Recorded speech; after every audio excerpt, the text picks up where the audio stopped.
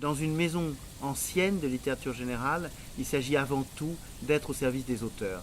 Grâce à la formidable équipe de Stock, à ses éditrices, à tous les membres de cette maison qui forment, j'allais dire, comme une petite famille, puisque c'est une vingtaine de personnes, et après tout, 20 personnes, c'est une famille, il s'agit d'être au service des auteurs.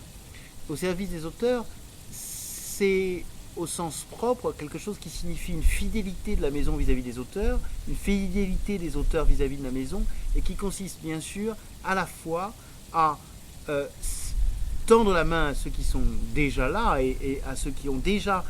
une grande partie de leur œuvre publiée chez Stock, mais bien sûr aussi à accueillir de nouvelles voix. Ces nouvelles voix, elles sont les bienvenues, nous les chercherons. Nous les chercherons en France, nous les chercherons à l'étranger, nous les chercherons dans le domaine de la fiction, dans le domaine de la non-fiction. Et ce sont ces nouvelles voix qui, bien sûr, coloreront le Stock de demain. Je suis très fier, très heureux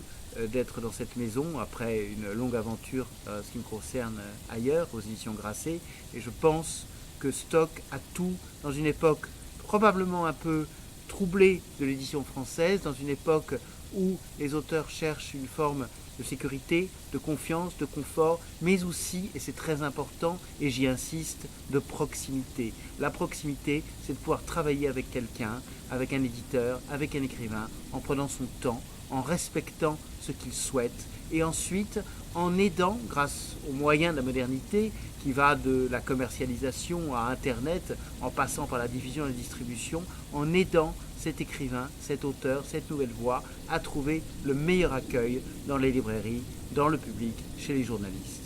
Voilà à peu près quelle est la boucle de l'édition telle que je la conçois aujourd'hui chez Stock.